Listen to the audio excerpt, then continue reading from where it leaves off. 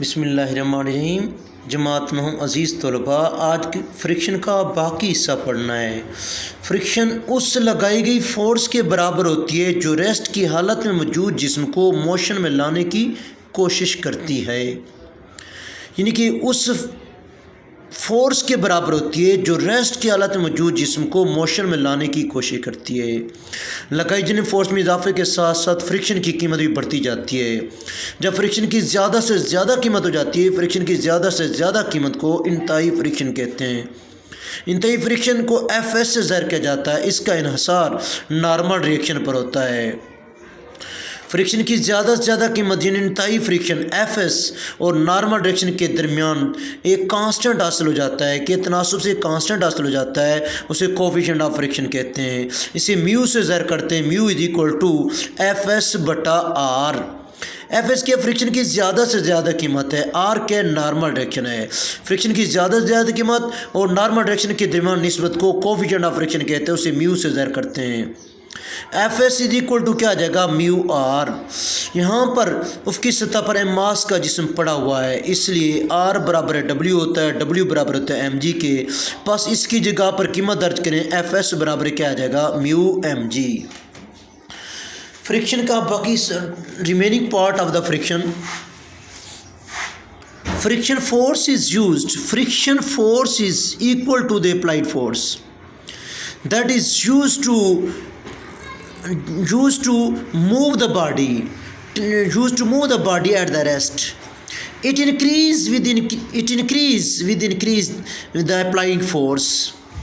Friction maximum value applying force को increase, when we increase the force, friction force will also increase. Friction की maximum value of the friction is known as limiting friction, या उसे हम कह सकते हैं इंतहाई फ्रिक्शन उर्दू में कहते हैं। फ्रिक्शन की जो मैक्सिमम वैल्यू होती है उसे लिमिटिंग फ्रिक्शन कहा जाता है। It is represented by F S, उसे एफ एस से ज़ाहिर किया जाता है। Now by value of the maximum friction and the normal direction, because friction depend upon the normal direction, ratio between the maximum force of friction and the normal is called the coefficient of friction. It is represented by mu. Mu is equal to fs over r. Fs over r. Fs is equal to mu r. R is equal to, यहाँ पर if m mass block is present on a body, then r is equal to w. W is equal to mg. So fs is equal to mu mg. Now friction की अहमियत इस बात से वाज़ेह होती है कि ज़मीन पर हम फ्रिक्शन की वजह से चल सकते हैं, क्योंकि हमें ज़मीन पर चलने के लिए फ्रिक्शन की ज़रूरत होती है। अगर हमारे पास स्मूथ सोल वाले जूते इस्तेमाल करें, यानी हमारे जूते इस्तेमाल करें, तलवे वाले जूते इस्तेमाल करें, तो गीले फर्श पर चलना क्या होता है, ख़तरनाक होता है।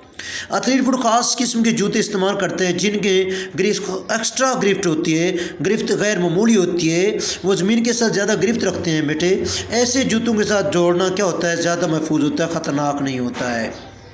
इसी तरह फ्रिक्शन को हम यूज़ करते हैं बाइसाइकिल को रोकने के लिए। हमें फ्रिक्शन की फ़ोर्स की ज़रूरत होती है। जब हम ब्रेक लगाते हैं तो ब्रेक के साथ साथ रबड़ पैड जो होते हैं, वो रबड़ पैड फ्रिक्शन का बायस बनते हैं। रबड़ पैड रिम के साथ जुड़ जाते हैं, फ्रिक्शन मुहैया करते हैं, जिसकी वजह बाइसाइकिल क्या करती है, रुक जाती है। Now according to this force is needed to walk on the ground. Force needed to walk on ground. If there is wet floors and we are using the shoes that have the smooth sole, it is very risky for us because we can slip easily because their sole are smooth and there is wet surface of the floor.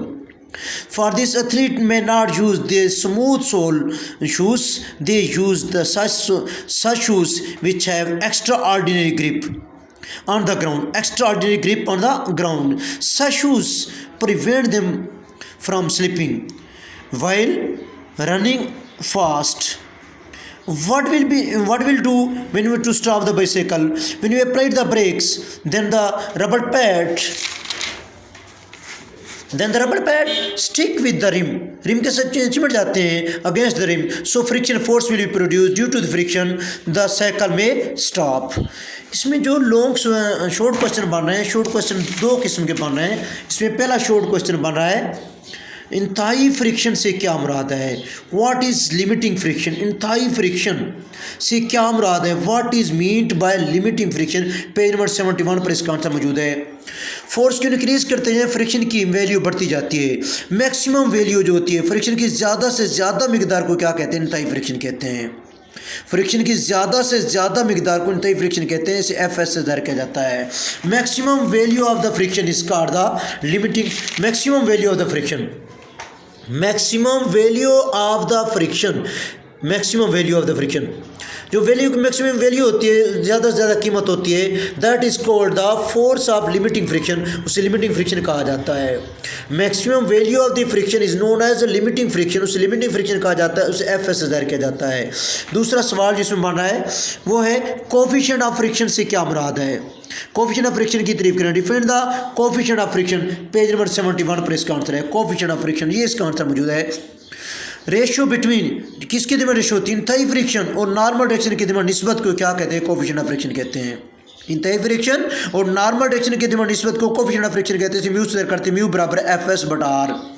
Ratio between the maximum friction and the normal direction, ratio between the maximum friction and the normal direction is known as coefficient of friction. It is denoted by mu, mu is equal to F S बटा are.